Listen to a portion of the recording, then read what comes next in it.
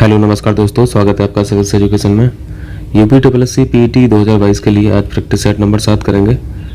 18 सितंबर को एग्ज़ाम होना था, लेकिन अब 15-16 अक्टूबर को होगा। आप लोगों ने नोटिस देख ही लिया होगा, तो एक महीना और आप लोगों को मिल गया है, तो बढ़िया से पढ़ाई कीजिए। ठीक है, चलिए शुरू करते हैं। पहला प्रश्न है, किस वृक्ष के नीचे रानी माया देवी ने गौतम बुद्ध को जन्म दिया था? इनकी जन्म की डेट क्या है? 563 BC, 563 BC में गौतम बुद्ध साहब का जन्म हुआ था। साल के वृक्ष के नीचे इनका जन्म हुआ। ये ऐसा जिक्र मिलता कहाँ है? रोमन देई स्तंभ लेख में मिलता है, जो अशोक ने बनवाया था। रोमन देई एक जगह का नाम है लुम्बिनी के पास, और लुम्बिनी नेपाल में है। लुम्बिनी में ही जन्म हुआ था गौतम बुद्ध का। बचपन का नाम सिद्धार्थ, पत्नी का नाम यशोधरा और पुत्र का नाम राहुल। चलिए सेकंड क्वेश्चन है, अशोक के शासनकाल की सबसे महत्वपूर्ण घटना कलिंग आधुनिक युग में कहाँ पर विजय थी, जो उनके जीवन का एक महत्वपूर्ण परिवर्तन सिद्ध हुआ? कलिंग उड़ीसा की जगह है। ठीक है, 261 BC में ये युद्ध हुआ था, कलिंग का युद्ध। चलिए तीसरा प्रश्न है, चंद्रगुप्त द्वितीय ने गुप्त साम्राज्य का किस ईस्वी में गुजरात तक विस्तार कर लिया था? चंद्रगुप्त द्वितीय का शासनकाल 380 से 415 ईस्वी के मध्य था। 390 ईस्वी तक इन्होंने गुजरात पर शासन कर लिया था। विक्रमादित्य की उपाधि धारण किए हुए थे। इनके काल को गुप्त काल का स्वर्ण काल कहा जाता है। इंपॉर्टेंट है, पूछा गया है कई बार क्वेश्चन। और इनके शासनकाल में चीनी यात्री फायान आया था। हो जाएगा। चलिए चौथा क्वेश्चन देखिए, किस समय के बीच की अवधि को दिल्ली सल्तनत की अवधि के रूप में जाना जाता है? स्लेव डायनेस्टी की एंट्री कब होती है? 1206 में कुतुबुद्दीन ऐबक। और इस डायनेस्टी का अंत कहाँ होता है? लोधी वंश पर 1526। इनका क्रोनोलॉजी ऑर्डर क्या है? Slave dynasty, Khilji dynasty, Tughlaq dynasty, Syed और लोधी। सबसे बड़ा शासनकाल तुगलक, सबसे छोटा शासनकाल खिलजी। क्लियर है? तो यहाँ पे सी ऑप्शन हो जाएगा। आइए पांचवा क्वेश्चन है, निम्नलिखित में से कौन सा राजवंश दक्षिण भारत से संबंधित नहीं था? पाल वंश के संस्थापक गोपाल, ये तो बिहार और वेस्ट बंगाल में एक्टिव थे। ये वंश बिहार और वेस्ट बंगाल में था, तो ये साउथ का नहीं है। बी ऑप्शन सही हो जाएगा। बाकी सातवाहन, पांड, पल्लव, चोल, चेर, ये सब साउथ के राजवंश थे। छठवां प्रश्न है, निम्नलिखित में से किस संधि के परिणाम स्वरूप तीसरे एंग्लो मैसूर युद्ध समाप्त हो गया था? श्री रंगपट्टनम की संधि ने मैसूर की कमर तोड़ दी। 1792 में यह संधि की गई। टीपू सुल्तान और कॉर्नवालिस के बीच में हुआ था। टीपू सुल्तान को 2 बेटे सौंपने पड़े अंग्रेजों को, आधा राज्य गंवाना पड़ा, भारी हर्जाना भरना पड़ा। अब 1792 तक पहुंच ही गए, तो 1 साल और बढ़ जाइए 1793 में। कॉर्नवालिस 1793, याद आ रहा कुछ? परमानेंट सेटलमेंट, स्थायी बंदोबस्त, यही लाए थे। चलिए सातवां क्वेश्चन है, भारत ब्रिटिश साम्राज्य के प्रत्यक्ष शासन के अधीन कब आ गया था? ये तो कई बार हम लोग पढ़े हैं। 1858, आफ्टर रिवोल्ट ऑफ 1857। 1858 के अधिनियम में क्या हुआ था? कंपनी का शासन सीधे क्राउन के हाथ में चला गया था। कंपनी का काम यहाँ पे खत्म हो गया था। और इसी अधिनियम के द्वारा पहले इंसान वाइसरॉय बने थे लॉर्ड कैनिंग। और क्या बात यहाँ पे इंपॉर्टेंट थी?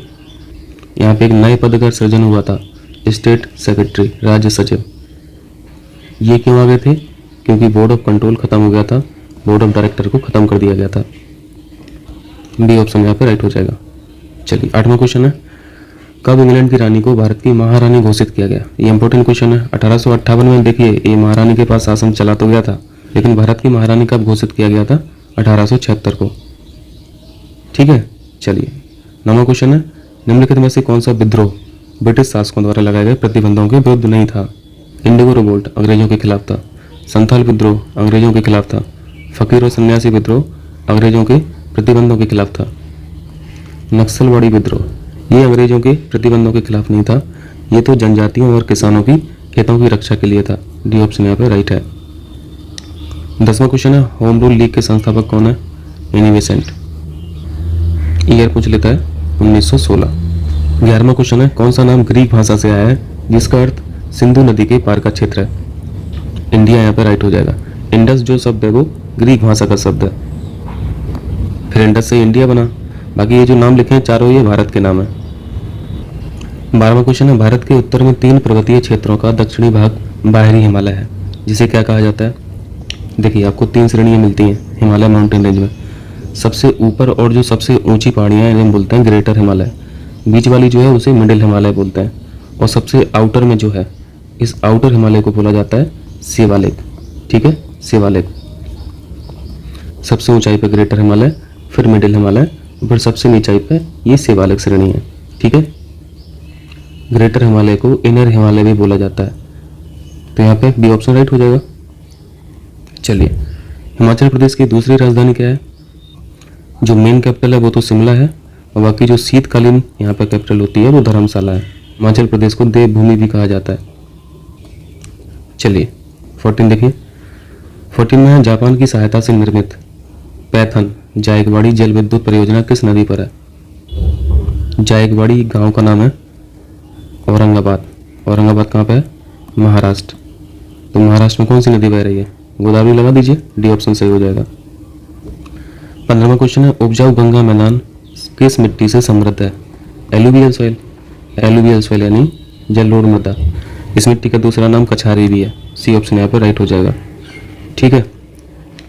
भारत की स्टैंड अप योजना का उद्देश्य है, स्टैंड अप योजना के माध्यम से लोगों में एंटरप्रेन्योरशिप डेवलप करना है, उद्यमिता को डेवलप करना है। लेकिन इनके बेनिफिशरीज कौन है? SC ST और फीमेल कैंडिडेट।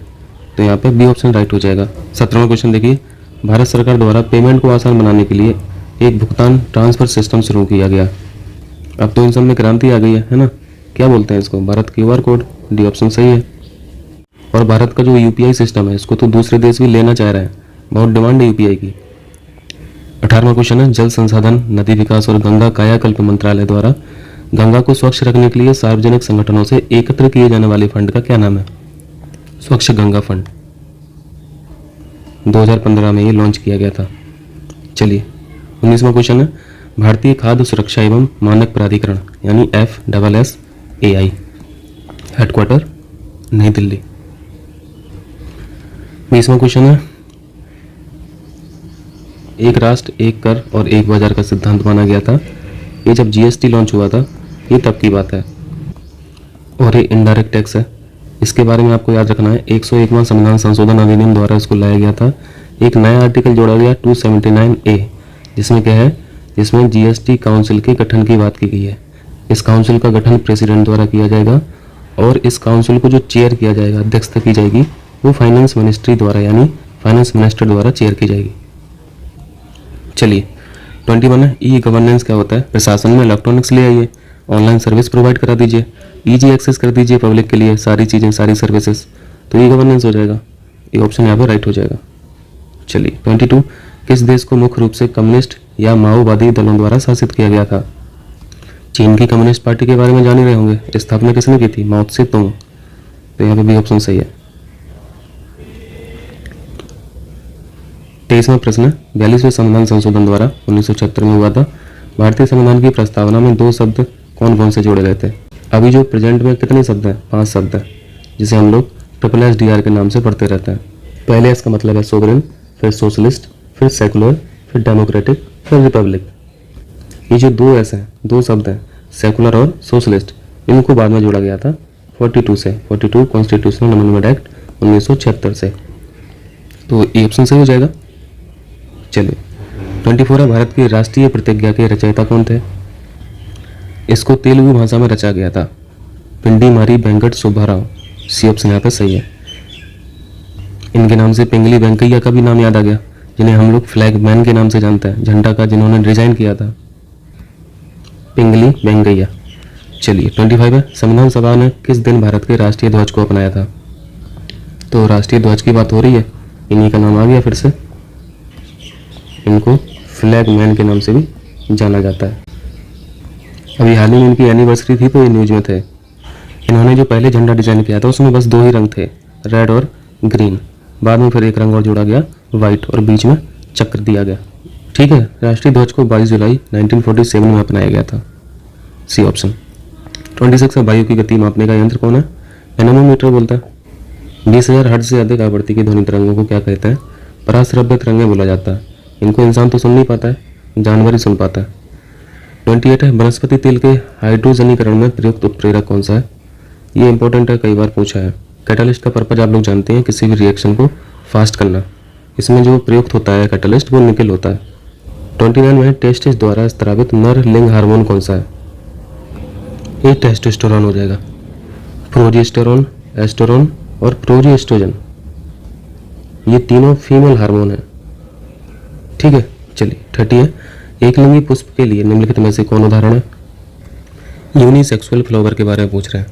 यूनिसेक्सुअल फ्लावर उन्हें कहते हैं जिनके पास केवल एक जनन अंग होता है, जिसे जायंग बोला जाता है। अगर एक जायंग है तो उसे यूनिसेक्सुअल फ्लावर कहते हैं, एक लिंगी पुष्प कहते हैं। एक लिंगी पुष्प पपीता होता है। चलिए 31 है, निम्न में से कौन सी संख्या अभाज्य नहीं है? अभाज्य यानी प्राइम नंबर नहीं है। प्राइम नंबर ऐसी संख्याएं होती हैं जो स्वयं के अलावा और किसी संख्या से कटती नहीं है। जैसे 31 है और कोई संख्या नहीं है जो 31 को काटे। 41 है, कोई भी संख्या नहीं है। 61 है, कोई भी संख्या नहीं है जो इसको काटे खुद के अलावा। 51 है जो खुद के अलावा और भी संख्या से कट जाता है, जैसे 3 से कट जाता है, 17 से कट जाता है। तो यही नहीं है प्राइम नंबर। चलिए 32 में यहाँ पे जोड़ दीजिए जल्दी से, कितना है? 1 2 3 4 5 6। तो ये 6000 तो साफ साफ दिख रहा, लेकिन यहाँ पे 1000 पूरा नहीं है, 999 है। तो यहाँ पे 6 घटा दीजिए, तो ये कितना बचा? 5994 इतना हुआ। और ये 999 के साथ कुछ कुछ और जुड़ा हुआ है, यानी आंसर 9994 प्लस आएगा। इतना तो क्लियर है। तो ये तो गलत हो गया, ये भी गलत हो गया, ये भी गलत हो गया। 994 से ज़्यादा ही आएगा, तो ज़्यादा सॉल्व करना ही नहीं पड़ा, ये ऑप्शन हो जाएगा। बाकी जो दूसरा मेथड है, आप 999 कॉमन ले लेना सबसे, यहाँ पे ये सब लिखते जाना, एलसीएम ले लेना, काटा पीटी कर लेना, उत्तर हो जाएगा। ठीक है। 33 इसका वर्गमूल पूछा है 8 + 2√15 का। तो इसको दो तरीके से किया जाता है, एक तो ऑप्शन से कर लीजिए या फिर इसी को तोड़ ताड़ के कोई फॉर्मूला बनाओ। अब ये फॉर्मूला तो समझते हैं हम लोग। तो ये साफ साफ दिख रहा है, 2a भी लिखा हुआ है, 2 भी दिख रहा है, ये भी दिख रहा है, ये भी 5 × 3 हो जाएगा, है ना। तो आंसर 5 और 3 में आएगा। तो ये तो होगा नहीं, यहाँ पे 5 और 2 लिखा है, ये भी गलत हो गया, ये भी गलत हो गया, क्योंकि यहाँ पे 2a भी करेंगे तो यहाँ पे 2 × 5 = 10, 10 × 2 = 20 आ जाएगा, 20 से भी आएगा। तो साफ साफ आंसर ये दिख रहा है। अब इसी का स्क्वायर करोगे आप, यही आ जाएगा। चलिए 34 इन सवालों को सॉल्व करने का तरीका होता है, इसको x के बराबर मानिए और दोनों तरफ स्क्वायर कर दीजिए। हमने स्क्वायर किया दोनों तरफ, तो जब इसका स्क्वायर करेंगे तो ये वाले स्क्वायर से ये वाला अंडर रूट कट जाएगा, तो अंदर क्या बचेगा? ये चीज़ बचेगा। ठीक है, ये चीज़ बचेगा और ये चीज़ अनंत तक है, तो कोई दिक्कत नहीं। यहाँ पे आगे सॉल्व कीजिए, x² = 2 प्लस ये चीज़ क्या है? ये फिर से क्वेश्चन बन गया है और इसी को आपने x माना था, तो यहाँ पे x लिख दीजिए। अब इसको सॉल्व कर लीजिए, x² - x - 2 = 0। एक समीकरण आपके पास बन गया। अब ये द्विघात समीकरण बन गई है, इसके मूल आ जाएंगे x - 1 और x - 2 = 0, x + 1 और x - 2 = 0, ये रूट आ जाएंगे। तो जब x + 1 बराबर आप 0 करेंगे तो x की वैल्यू -1 आ जाएगी, तो इसको कंसिडर करना नहीं है। x - 2 = 0 करेंगे तो x = 2 आ जाएगा, ये पॉजिटिव वैल्यू है, इसी को कंसिडर किया जाएगा। सी ऑप्शन यहाँ पे सही आंसर है। ठीक है। 35 में किसी स्थान की औसत वार्षिक वर्षा 1990, 91 और 92 वर्षों के आंकड़ों पर 70 सेंटीमीटर हुई। 3 वर्षों की औसत 70 सेंटीमीटर थी, ये आपको दिया हुआ है। तो यहाँ पे हम लोग को योग निकल जाएगा, तीनों वर्षों का योग निकाल लेंगे, क्रॉस मल्टीप्लाई कर दीजिए, तो ये कितना हो जाएगा? 210 हो जाएगा। इसी प्रकार से 1989, 1990 और 1991 यहाँ पे औसत वर्षा 65 दे रहे हैं, तो यहाँ पे भी तीनों वर्षों का योग निकल जाएगा। 65 × 3 ये कितना हो जाएगा? 195। अब कह रहे हैं 1992 के लिए वास्तविक वर्षा 60 सेंटीमीटर है।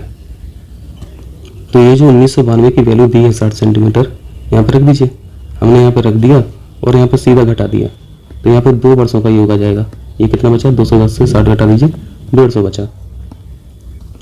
अब ये 1990 और 1991 का आपके पास एडिशन आया 150, वो यहाँ पर रख सकते हैं, बिल्कुल रख सकते हैं। और यहाँ पे हम सीधा घटा दें 195 से 150, यहाँ पे मैंने 150 घटा दिया 195 से, कितना हुआ? 45 बचा। और ये बचा किसका? 1989 का बचा। डी ऑप्शन सही हो जाएगा। चलिए चांदनी चौक में कौन सी संज्ञा है? चांदनी चौक एक जगह का नाम है, एक स्थान का नाम है, तो ये व्यक्तिवाचक हो जाएगा। यहाँ पे विलोम शब्द का पेयर बता दीजिए जो गलत है। उत्कर्ष का अपकर्ष सही लिखा हुआ है, आरोह का अवरोह सही लिखा हुआ है, कीर्ति का अपकीर्ति भी सही लिखा हुआ है, सुबुद्धि का असुबुद्धि नहीं होता है, कुबुद्धि होता है। ठीक है, तो यही सही हो जाएगा, ये ऑप्शन। यहाँ पे परायेबाजी पूछा है, तलवार को कृपाण बोलते हैं, टेढ़ा का वक्र हो जाएगा, तरु का वृक्ष हो जाएगा, पटु का प्रवीण हो जाएगा। ठीक है, यहाँ पे क्या कोडिंग बनी? 4312, 43 12 कोड हो गया, ये ऑप्शन। आगे चलें। चलिए 39 निम्नलिखित में से कौन सा मिश्र वाक्य है? मिश्र वाक्य ऐसे वाक्य कहे जाते हैं जिनके अधीन दूसरा उपवाक्य भी हो। जैसे डी पढ़िए आप, मैंने सुना है कि आपके देश में अच्छा राज प्रबंध है। ये डिपेंडेंट है, ये आश्रित है इस पे। डी ऑप्शन यहाँ पे सही हो जाएगा। 40वां क्वेश्चन है, भाई द्वार द्वार भीख मांगता चलता है, वाक्य में कौन सा कारक है? संज्ञा और सर्वनाम का ऐसा रूप जिससे क्रिया की सूचना मिलती है, वहां पे अधिकरण कारक होता है। ठीक है, तो यहाँ पे सी ऑप्शन सही हो जाएगा। 41 है, the word was killed by a cruel boy. Active passive में हम लोग जानते हैं कि यहाँ पे काल नहीं बदलता है, टेंस नहीं बदलता है। अगर एक्टिव में वर्ब की सेकंड फॉर्म है तो पैसिव में बाज लग जाता है, और अगर पैसिव बाज में लिखा हो तो एक्टिव फिर B2 हो जाएगी, वर्ब की सेकंड फॉर्म हो जाएगी, बाज नहीं रहेगा। यहाँ पे देखिए ये पैसिव फॉर्म में लिखा हुआ है और यहाँ पे आपको बाज दिख रहा है, तो उत्तर तो वही होगा जिसमें बाज नहीं होगा। तो ये तो गलत हो गया। ठीक है, ये गलत हो गया, ये गलत हो गया हेड वाला। और यहाँ पे तो आ बॉय लिख दिया इन्होंने, क्रूअल हटा ही दिया, तो ये भी गलत हो गया। बी ऑप्शन बचा अकेला, अ cruel boy killed the bird. ठीक, चलिए 42 देखिए, रामा एंड, यहाँ पे आई आएगा, आई करेक्ट प्रोनाउन है, मी नहीं आएगा। Rama and I were present, ये ऑप्शन यहाँ पे राइट है।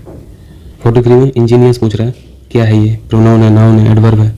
और वैसे भी जिस शब्द के लास्ट में ओ यू एस लिखा रहता है वो नॉर्मली एडजेक्टिव होते हैं, तो सी ऑप्शन हो जाएगा। 44 है, the feminine gender of the word bachelor.